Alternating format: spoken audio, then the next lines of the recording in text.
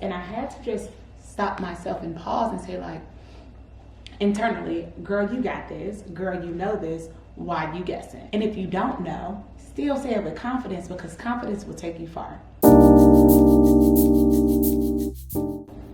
All right, hey y'all. I'm on my way out of the house. Man, this week has been kind of crazy. I feel like every week is crazy, and my camera is crooked. That should be better. But I have mid-clerkship evaluations today with the program director, and it's kind of interesting how my school does this. This is my first day working with her. She's supposed to evaluate me as to how I perform. Halfway through the clerkship, I guess, because by the time I get to her, if I'm doing well, it's like, all right, you don't have much to improve upon. But I'm just quickly reminded of imposter syndrome and how yesterday or all this week, when the other attending I was working with would ask me questions, and instead of answering with confidence, I would say things like, I think, or I guess, and I had to just stop myself and pause and say, like, internally, girl, you got this. Girl, you know this. Why you guessing? And if you don't know, still say it with confidence, because confidence will take you far. So I'm gonna let y'all know how this mid-clerkship evaluation goes, and then talk to you a little bit more about imposter syndrome and how I'm actively trying to break that ish up, okay? Because it's not okay. But let me get out of the house before I miss this this bus, because yesterday the train did not come and I had to call Uber. I'm not about to keep wasting my money like that.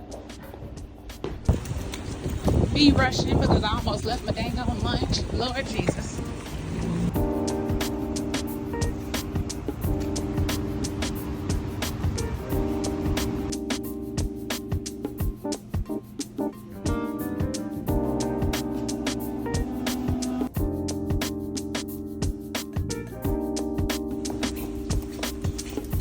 All right, and I look crazy with this hat on, but y'all, it's real cold outside. Definitely came to the wrong clinic. Luckily, I arrived 30 minutes early. And the receptionist in the family medicine clinic told me that it's right around the corner. I don't know why I didn't zip up my coat. It's cold out here. But yeah, so we're off to the great start. Such a great start. This is crazy. So crazy.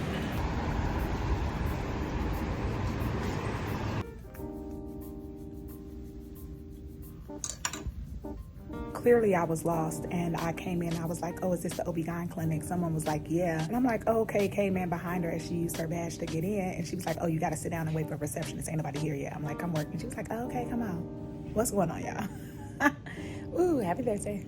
This video is sponsored by Picmonic, my go-to site for helping me study, and directly under obstetrics and gynecology, also known as OB-GYN. And this week it was a lot of OB-GYN physiology because I'm in clinic. So let's check this out so we can be prepared. Oh, look at this. This is kind of cool, letting you know it's a mature content warning. Know that if you're around other people, that you probably should put some headphones in or remove yourself from that room. You can remember the benefits of breastfeeding by the breastfeeding baby rap star that grew up to be rich and famous. One aspect of breastfeeding is that it provides infants with complete nutrition, shown by the nutritional plate on his gold chain, because breast milk contains the appropriate combination of protein, carbs, and fats, as well as vitamins and minerals that are vital for a thriving infant. So let's review all the benefits of breastfeeding. Infants get complete nutrition and antibody protection. Mother and baby experience good bonding time, and mom benefits from the convenience. The risk of SIDS is reduced, and infants potentially have enhanced cognitive development and enjoy long-term health benefits. So I know as you watch the recap of the video, you're probably thinking like, why do I need to know this for an exam? Okay, let me tell you something real fast. Being on rotations is about real life, real people, and not just thinking about a test. I had a patient the other day, and this was their second birth, and we talked about whether you're going to breastfeed or bottle feed, and the mom said how they did not breastfeed the initial time, but they want to try it this time just because of bonding. And yes, bonding is one of the things or one of the points that the video highlights, but it also talked about passing on the antibodies to the baby, how it's inexpensive. You can do it at any time, and it prevents sudden infant death syndrome. Like, there are so many beautiful and great benefits to breastfeeding. So this is why I enjoy content from Picmonic, because they make difficult information that you need to know a little bit more manageable, easier, digestible, and something that I, as a medical student, can tell to my patients to help them and their new baby. So do yourself a favor, check out the link down below in the description box for a special discount for using Picmonic. Trust me, you won't regret it. It is reliable, easy, and kind of fun while doing it. All right, let's get back to the video. Outfit for the day. I even have on purple socks, y'all. Look at that.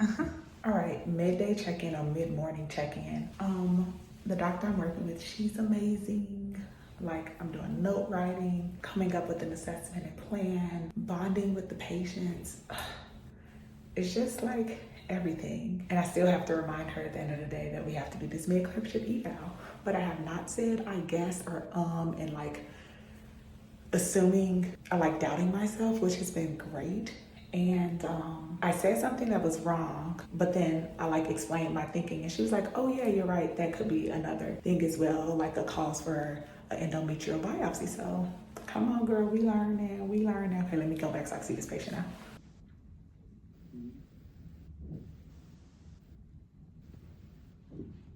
All right, so I have since come out of my white coat. I was sweating since I arrived, and I kept the white coat on, and I was struggling all morning because I was told we had to wear it after lunch. I was like, yeah, I can't do this anymore. Like, I'm sweating, it's hot. The doctor also said it's hot. I was like, yes, it is, very. But we only have about 2 or 3 patients left. It's 3:30. I put myself to be here till 5, which is probably how long I'll be here, which is cool. It's been a great day so far. At some point in the afternoon, one of the doctors was like, isn't this cool? All of us are women of color. And I was like, actually, that's very cool, and it is warming my little heart. The doctor has asked me several times, like, what she thinks I'm leaning towards. And I was like, I don't know, I like surgery, I like clinic, but I also need lifestyle, so we're gonna go from there. We have not done the eval yet, but she's been impressed with my assessment and plan. I'm so happy I've been working on things, just like thinking of everything that I can, and reviewing charts ahead of time truly does help. Pre-charting for the win, even though Epic was down yesterday, and I could not sleep last night. So I woke up at 4 o'clock in the morning and did not get back to bed until 5:55. I decided to check Epic, it was up, so I started pre-charting. So there's that. So let me get back to these charts for the last 2 patients.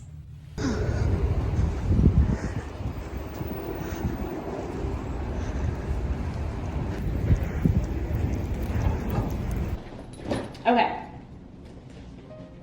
Ooh, wrong paper. All right, yeah. I done came home and took off my clothes because I told you it was so stinking hot in that clinic. Like, I was sweating through my white coat, and the first half of the day, I didn't even want to take it off because we're instructed to reach out to the student who was on that service the previous week, asking them like the flow, anything you should know. And they told me that this doctor prefers you to be in business casual attire and in your white coat. It's necessary. So I was like, okay, well, let me just keep this white coat on because I know I'm getting these evals today and I don't want to do anything that's out of line. But after lunch, I just couldn't take it anymore. Like, I was like, I have been here for 5 hours and I am still sweating. Like, what are we doing? So I took off the coat, and she also had mentioned like, wow, it's really warm here. And I was like, oh my gosh, yes it is. So that was cool, but when I got home, I was still super sweaty. So I put on these workout clothes to encourage me to hit the gym because I'm so tired. Less about clinic being long, and it was a pretty fine clinic day. We stayed for the most part on time until patients started showing up late. More about me waking up at 4 o'clock in the morning and not getting back to sleep until 35 minutes before my alarm was going off, and that was awkward.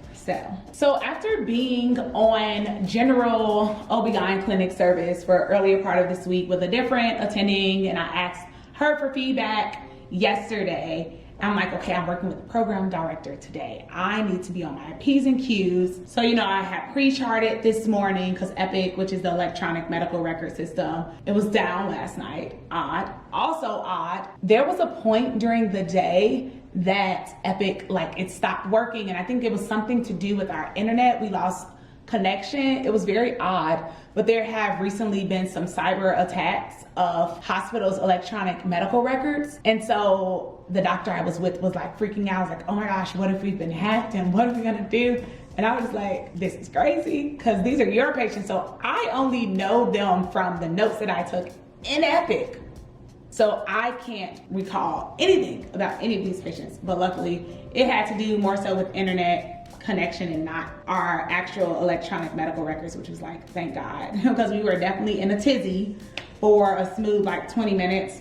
But some things that I had worked on was being confident about my presentation and letting go of saying I guess or I think, and more so just like going for it. Like, I'm a third year medical student. No one expects me to know it all. I am not a doctor yet. I do not see patients on my own. Every single patient that I see, I take their history of present illness, ask them some more probing questions, and then I leave the room, report it or present it to the physician, and then we go back in together. You know, so it's okay if I'm wrong, but I need to be thinking about a differential diagnosis. Like, I just need to show that I'm trying. So it was kind of uncomfortable because I've noticed even throughout family medicine, I wouldn't always say what I believed it to be. But this week, that's something that I've really been working on. I've watched some YouTube videos about it, and also just like really trying to push myself to go to the next level, because I'd love to honor clinically for some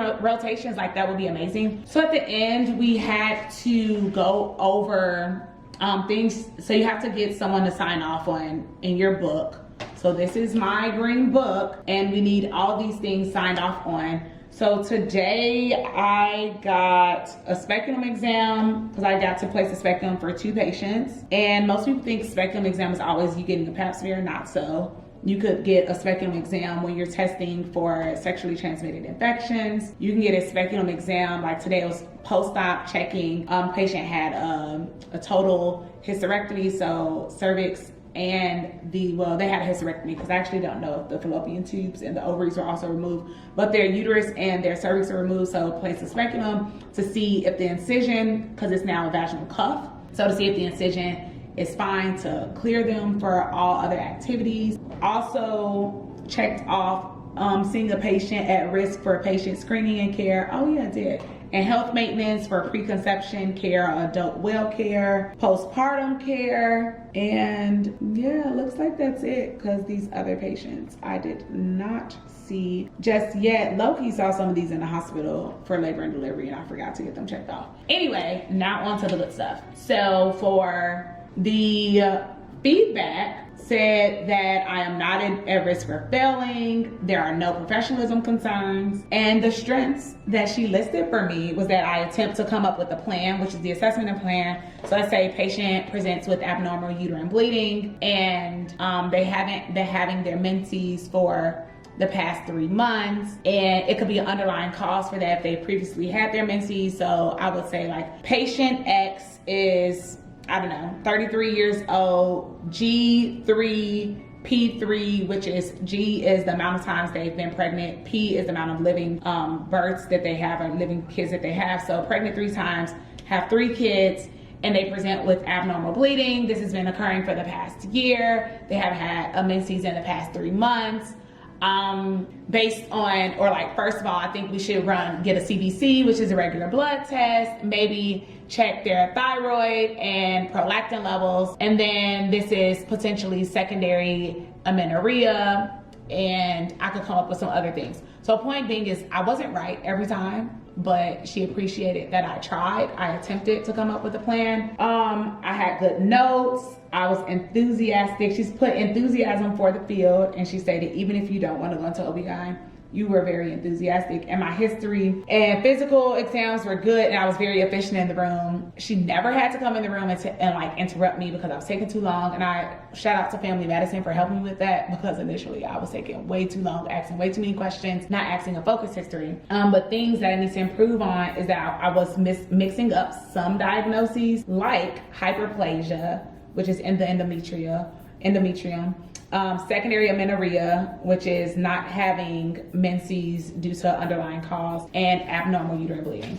So I really appreciated the direct feedback, and I just, oh, you're doing great, you're doing poorly. That was awesome, and it has helped me with some of my confidence. Medical school will really break you down. It will make you doubt yourself. It will make you think that you're not worthy, you don't deserve to be here. It just literally can take an extremely confident person to being very meek, and I don't want that for me. I am a very assertive, straightforward, blunt person. I speak, and I speak so that I can be heard. I don't come in the room and be very mousy. But with a lot of the pitfalls or the run-ins, or let's just call a spade, a lot of the failures that I've had getting to medical school and being in medical school have shaken my confidence, like literally shook me to the point where I doubt myself.